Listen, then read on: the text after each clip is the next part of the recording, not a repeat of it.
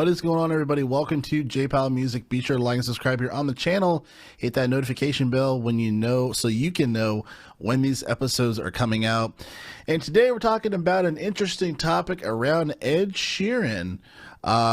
Recently just announced, looking at the Associated Press, regarding his potential litigation around one of his this is actually his most popular song on Spotify, that he's taken to court by the Gaye, Marvin Gaye's estate, or family rather, regarding to the song "Thinking Out Loud," of it being too similar to "Let's Get It On" as far as for the melody, harmony, etc. It's sounding too similar.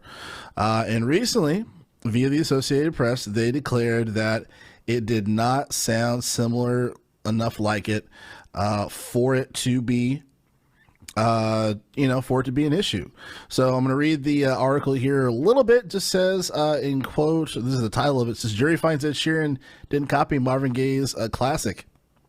It says a federal jury in New York concluded Thursday that British singer Ed Sheeran didn't steal key components of Marvin Gaye's classic 1970s tune "Let's Get It On" when he created the hit song "Thinking Out Loud." So as the jury answered the single question of whether Sheeran proved he didn't infringe upon the copyright in the affirmative, the crooner briefly put his hands over his face in relief before standing and hugging his lawyer. As jurors left the room, Sheeran quietly mouthed "thank you" in their direction, and then spoke for about 10 minutes with the plaintiffs. End quote. Now, this is the issue for me, right? Now, it's not an issue as far as like, oh, I wanted him to get in trouble or whatnot. That's definitely not the issue there. But if you listen to the song "Thinking Out Loud," okay, you listen to that song, I think the lyrics are very good. I think he's a very extremely talented musician, especially from a lyricism standpoint. I think he has written for a few artists, if I'm not mistaken. Okay. He's a good musician as well. Obviously, song making ability is stellar, clearly.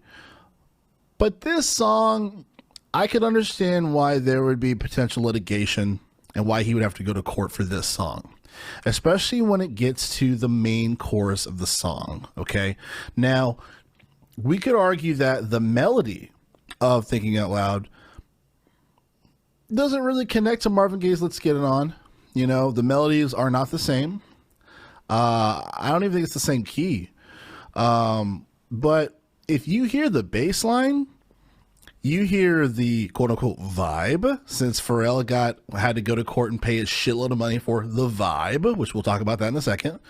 But that bass line, man, that bass line is very, very similar to Marvin Gaye's "Let's Get It On." It's very similar. It's reminiscent. Like going from one track to another, it's almost like he was listening to "Let's Get It On" while he was writing and working on "Thinking Out Loud." It's that close. It's that close of a comparison, which is completely understandable.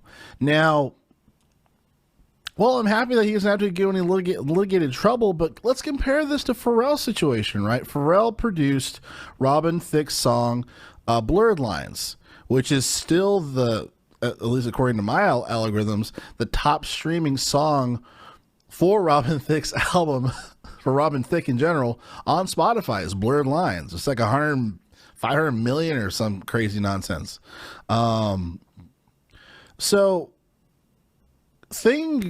And he got in trouble, had to go to court over merely the vibe of the song vibing, sounding like "Let's Stay Together," I believe. And man, listening to that song and listening to "Blurred Lines," come on, bro, come on. You cannot tell me that deserved litigation and he should be forking some money, and Ed Sheeran shouldn't fork up some money from the Gaye estate for "Let's Get It On." That bass line, bro, is almost the same. It's almost the same. It's incredibly reminiscent. The spacing, the phrasing, I mean, the harmony, like, come on. Like, It doesn't make sense. It doesn't make sense why he wouldn't get it, why he would get off scot free and Pharrell didn't. I mean, I'm 100% on that side of the fence. You know, I'm glad it's just, if you listen to those songs back and forth, you'll there's definitely something weird going on, right? There's something weird going on. And when I say weird, somebody's paid off, you know. Ed Sheeran has quite a bit of money. Obviously, Pharrell does as well. But something happened. Something happened where he probably gave some money to somebody.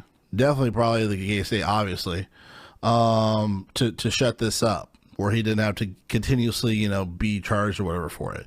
And it's interesting because, you know, I feel like there's a few people in the game, and when I say the game, I mean the music industry, that kind of get a get out of jail free card.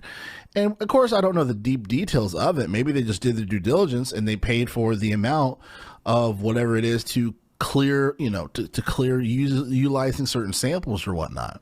You know, a clear, direct example that I can think of is Kendrick Lamar with The Heart Part 5.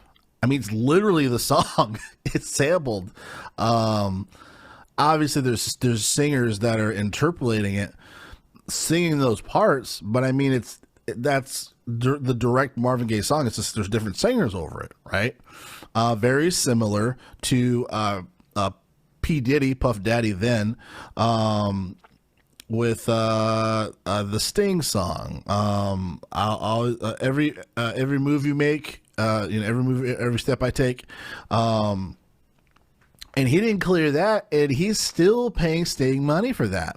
He pays over $1 million or something a year, if not more, because he didn't clear that with Sting. Sting's like, hey, guess what? You get to pay me over $1 million a year for that song whenever you get, you know, for the royalties all combined, because you didn't want to pick up the fucking phone. And I gotta say, I kind of respect that. You know what I mean? But this seems kind of weird to me, right? This seems really weird. I feel like if Ed Sheeran, say it was switched. Say if Pharrell worked on that song, Thinking Out Loud, right? If he worked on that song and it came out, do we really think that the jury would say, it doesn't sound anything like it? He didn't copy he didn't copy Let's Get It On to any form of the spectrum. It doesn't have the same vibe, and I say it doesn't the same vibe because that was the biggest whole point of the allegation for Pharrell, is that it had the vibe of the Marvin Gaye song, Let's Stay Together. This is beyond a vibe. This is literally ripping off that harmony, the bass line, that part of the rhythm.